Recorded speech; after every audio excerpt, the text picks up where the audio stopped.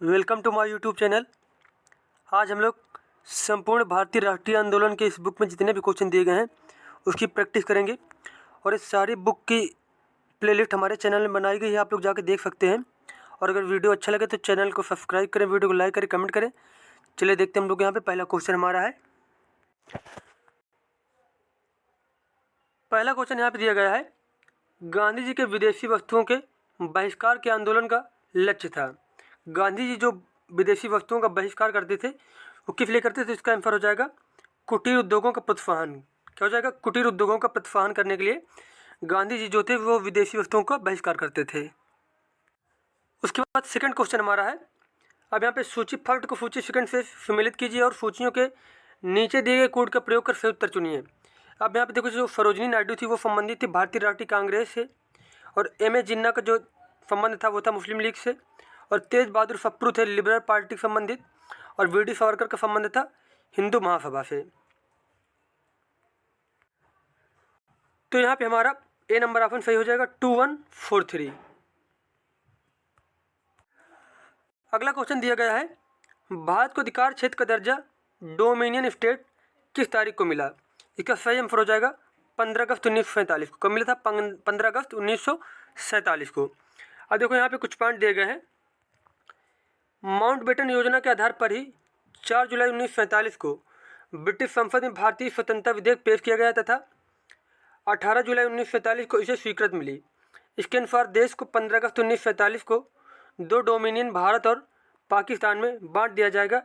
इस प्रकार भारत की स्थिति को डोमिनियन स्टेट का दर्जा प्राप्त हो गया। और एक क्वेश्चन ये कई बार पूछा गया है कि ये जो भारत को स्वतंत्र करने का जो बिल था, जो विधेयक था, वो कब पारित किया गया था? तो बताएंगे हम लोग 4 जुलाई 1947 को। और इसे स्वीकार कब किया गया? 18 जुलाई 1947 को।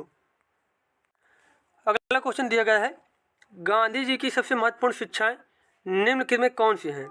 इसका सही आंसर हो जाएगा सत्य और अहिंसा। कौन कौन? सत्य और अहिंसा।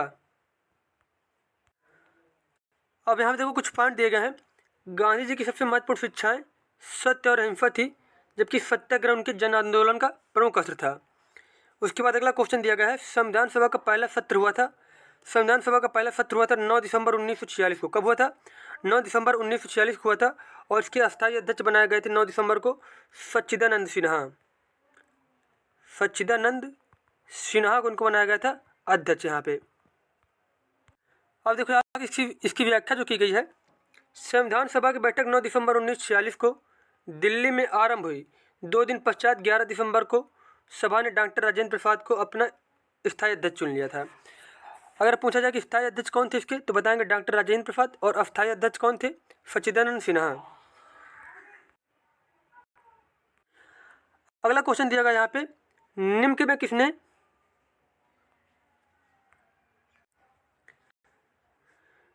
निम्नलिखित में से किसने 1945 में आज़ाद हिंद फौज की ओर से लाल किले के मुकदमे में पैरवी कर रहे वकीलों की अध्यक्षता की थी? इसका सही आंसर हो जाएगा भूला भाई देसाई ने। किसने? भूला भाई देसाई ने। अब देखो यहाँ पे कुछ पॉइंट दिए गए हैं। वर्ष 1945 में लाल किले में आज़ाद हिंद फौज के सिपाहियों के प्रसिद्ध मुकदमे की पैरवी कैलाश नाथ काटजू, तेज बहादुर सप्रू, आसफ अली, जवाहरलाल नेहरू, भूला भाई देसाई आदि कर रहे थे। वकीलों के समूह की अध्यक्षता भूला भाई देसाई ने की थी। अगला क्वेश्चन है, इंडियन नेशनल कांग्रेस का संस्थापक कौन था? इसका सही आंसर हो जाएगा A.O. ह्यूम। अब देखो यहाँ पे इंडियन नेशनल कांग्रेस के संस्थापक A.O. ह्यूम थे। इसकी स्थापना 1885 में हुई थी। और कहाँ पे हुई थी? इसकी स्थापना हुई थी बम्बई में। और एक पॉइंट और नोट कर लीजिए यहाँ पे, किसके प्रथम अध्यक्ष कौन थे? तो बताएंगे हम लोग W.C. बनर्जी। कौन थे? व्योमेश चंद्र बनर्जी। उसके बाद नेक्स्ट क्वेश्चन हमारा है, 1916 में भारतीय राष्ट्रीय कांग्रेस और मुस्लिम लीग एक दूसरे के निकट आ गए थे। वो आ गए थे लखनऊ अधिवेशन में। कांग्रेस का जो 1916 में लखनऊ में अधिवेशन हुआ था, उसी में मुस्लिम लीग और राष्ट्रीय कांग्रेस में समझौता हो गया था। अगला क्वेश्चन है, नरम दल और गरम दल के बीच फूट कहाँ और किस वर्ष में पड़ी थी? इसका सही आंसर हो जाएगा 1907 में कांग्रेस के सूरत अधिवेशन में। जो कांग्रेस का सूरत अधिवेशन 1907 में हुआ था, उसमें से नरम दल और गरम दल में कांग्रेस का क्या हो जाता है? विभाजन हो जाता है। अब देखो यहाँ पे नरम दल और गरम दल के बीच नरम दल और गरम दल के बीच फूट वर्ष 1907 में कांग्रेस के सूरत अधिवेशन में पड़ी थी। इस अधिवेशन की अध्यक्षता डॉक्टर रास बिहारी घोष ने की थी।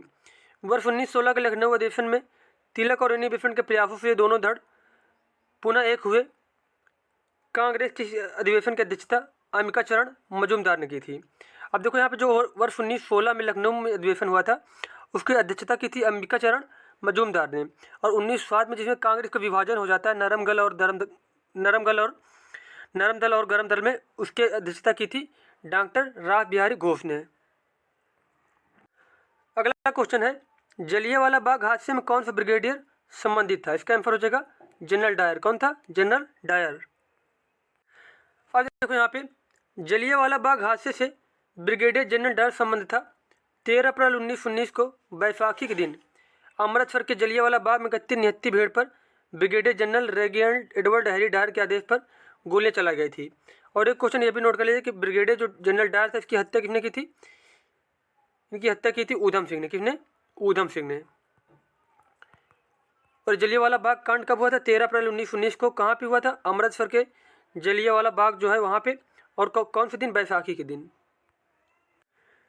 उसके बाद अगला क्वेश्चन हमारा है, लाला लाजपत राय किसके विरुद्ध प्रदर्शन कर रहे थे जब वे पुलिस की नृशंसता का शिकार हुए? इसका सही आंसर हो जाएगा साइमन कमीशन। किसका? साइमन कमीशन का। लाला लाजपत राय वर्ष 1928 में साइमन कमीशन के विरुद्ध प्रदर्शन करते समय पुलिस की नृशंसता का शिकार हुए थे। अब ये क्वेश्चन ये पूछा जाता है कि साइमन कमीशन भारत कब आया था? तो बताएंगे हम लोग 1928 में। कब आया था? 1928 में। और इसका गठन कब हुआ था साइमन कमीशन का? 1927 में हुआ था। उसके बाद अगला क्वेश्चन दिया गया है, गांधी जी की अध्यक्षता में एकमात्र AICC अधिवेशन कहाँ आयोजित किया गया था? AICC मतलब कांग्रेस का जो अधिवेशन था वो कहाँ पे आयोजित किया गया था? तो इसका सही आंसर हो जाएगा बेलगाम। कहाँ पे? बेलगाम में। और ये कहाँ पे? ये कर्नाटका में। और कब हुआ था? 1924 में हुआ था। इसकी अध्यक्षता गांधी जी ने की थी। अगला क्वेश्चन है, महात्मा गांधी ने सन 1930 में सिविल अज्ञा आंदोलन कहाँ से प्रारंभ किया था? इसका आंसर हो जाएगा दांडी से। कहाँ से? दांडी से। अब देखो यहाँ पे महात्मा गांधी 12 मार्च 1930 को साबरमती आश्रम से 80 सहयोगियों के साथ पैदल चलकर 24 दिनों में लगभग 390 किलोमीटर की यात्रा कर दांडी गुजरात के नवसारी जिले में स्थित पहुंचे, जहां 6 अप्रैल 1930 को उन्होंने नमक कानून भंग कर सविनय अवज्ञा आंदोलन का प्रारंभ किया था। अगला क्वेश्चन यहाँ पे पूछा गया है, 1942 में भारत छोड़ो आंदोलन आरंभ करने के लिए कौन सा मुख्य कारण था? इसका सही आंसर हो जाएगा क्रिप्स मिशन की विफलता। क्या कारण था भारत छोड़ो आंदोलन की शुरुआत करने के लिए? क्रिप्स मिशन की विफलता। अब देखो यहाँ पे कुछ पॉइंट दिए गए हैं। क्रिप्स मिशन 1942 की विफलता ने अंततः भारत छोड़ो आंदोलन को जन्म दिया। 7-8 अगस्त 1942 को बम्बई के ऐतिहासिक ग्वालियर टाइम में अखिल भारतीय कांग्रेस कमेटी की वार्षिक बैठक, जिसकी अध्यक्षता अबुल कलाम आज़ाद ने की थी, जिसमें वर्धा प्रस्ताव भारत छोड़ो की पुष्टि हुई। थोड़े बहुत संशोधनों के बाद 8 अगस्त 1942 को प्रस्ताव स्वीकार कर लिया गया और 9 अगस्त 1942 को भारत छोड़ो आंदोलन आरंभ हुआ था। अब देखो यहाँ पे जब एग्जैक्ट डेट पूछी जाए कि भारत छोड़ो आंदोलन कब स्टार्ट हुआ, बताएंगे हम लोग 9 अगस्त 1942 को। कब हुआ था? 9 अगस्त 1942 को। और कहाँ से इसकी शुरुआत हुई थी? बम्बई में घोषणा की गई थी ग्वालियर टैंक में। और उसके बाद स्वीकार कब किया गया था? ये प्रस्ताव स्वीकार किया गया था 8 अगस्त 1942 को। उसके बाद क्रिप्स मिशन कब आया भारत? तो बताएंगे हम लोग या फिर क्रिप्स मिशन का गठन कब हुआ? तो बताएंगे 1942 में। और अगला क्वेश्चन है, भारत छोड़ो आंदोलन के दौरान समानांतर सरकार का गठन कहाँ किया गया था? समानांतर सरकार का गठन किया गया था बलिया में। कहाँ पे? बलिया में।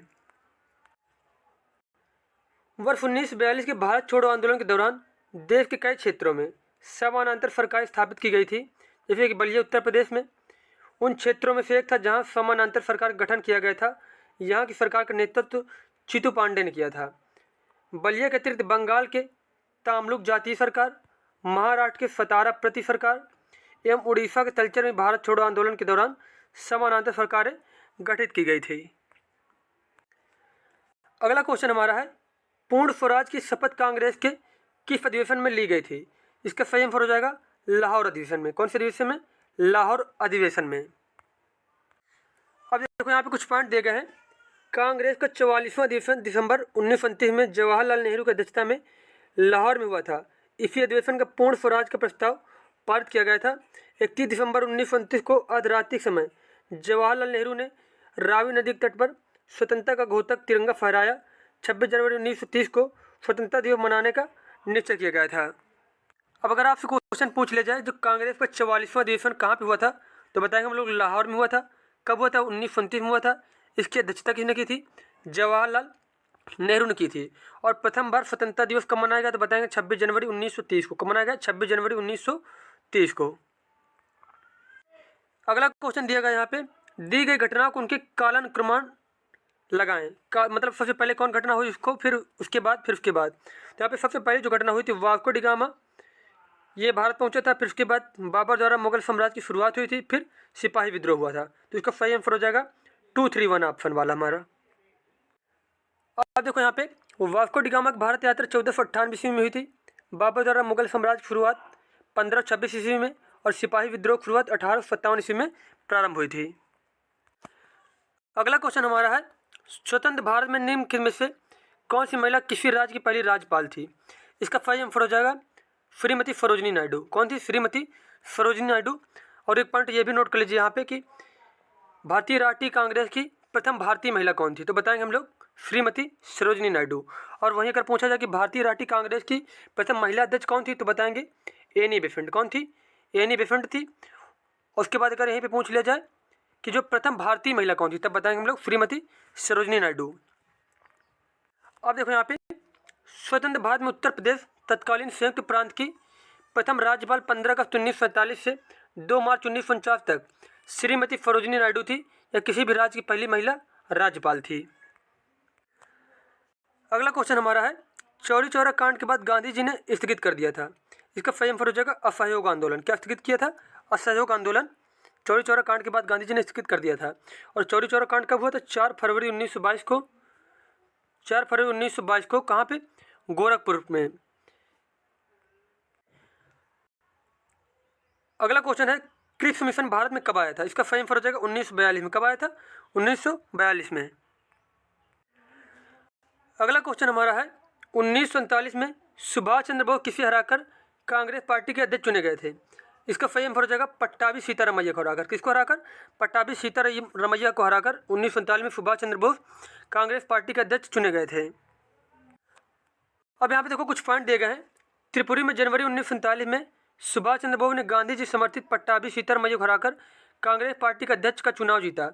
लेकिन गांधी जी के सहयोग के कारण अप्रैल 1947 में उन्होंने कांग्रेस अध्यक्ष पद से त्यागपत्र दे दिया। इसके बाद डॉक्टर राजेंद्र प्रसाद को कांग्रेस का अध्यक्ष बनाया गया था।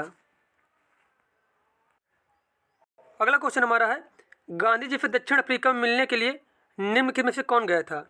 इसका सही आंसर हो जाएगा गोपाल कृष्ण गोखले। कौन गए थे? गोपाल कृष्ण गोखले गए थे। और एक पॉइंट ये भी नोट कर लीजिए कि गांधी जी के राजनीतिक गुरु कौन थे? और राजनीतिक गुरु थे गांधी जी के, ये भी गोपाल कृष्ण गोखले। कौन थे? गोपाल कृष्ण गोखले। अब देखो यहाँ पे अगला क्वेश्चन दे भी दिया गया यहाँ पे कि महात्मा गांधी का राजनीतिक गुरु कौन था? इसका सही आंसर हो जाएगा गोपाल कृष्ण गोखले। कौन थे? गोपाल कृष्ण गोखले। अब यहाँ पे देखो कुछ पॉइंट दिए गए हैं। महात्मा गांधी के राजनीतिक गुरु गोपाल कृष्ण गोखले थे। 9 जनवरी 1915 में दक्षिण अफ्रीका भारत लौटने पर गांधी जी गोखले के संपर्क में आए और उनके प्रभाव में आकर ही गांधी जी ने स्वयं को भारत की सक्रिय राजनीति से जोड़ा। और देखो एक क्वेश्चन ये भी पूछा जाता है कि गांधी जी दक्षिण अफ्रीका से कब आए थे वापस? तो बताएंगे 1915 में। कब आए थे? 1915 में। 9 जनवरी 1915 को आए थे। और अगला क्वेश्चन हमारा है, भारत सेवक समाज की स्थापना किसने की थी? इसका आंसर हो जाएगा गोपाल कृष्ण गोखले ने। किसने? गोपाल कृष्ण गोखले ने। अब देखो यहाँ पे कुछ एक पॉइंट दिया गया है। भारत सेवक समाज जो सर्वेंट ऑफ इंडिया सोसाइटी बोला गया की स्थापना गोपाल कृष्ण गोखले ने पुणे महाराष्ट्र में 1905 में की थी। उसके बाद अगला क्वेश्चन है, पूना समझौता 1932 किसके बीच हुआ था? अगर ये पूछा जाए पूना समझौता कब हुआ था, बताएंगे 1932 में। और किसके किसके बीच हुआ था? तो ये हुआ था गांधी और भीमराव अम्बेडकर के बीच। हमारा बी ऑप्शन सही हो जाएगा। और जितने भी क्वेश्चन दिए गए थे इस बुक में वो सारे कंप्लीट हो गए। मिलते हैं नेक्स्ट वीडियो में। धन्यवाद।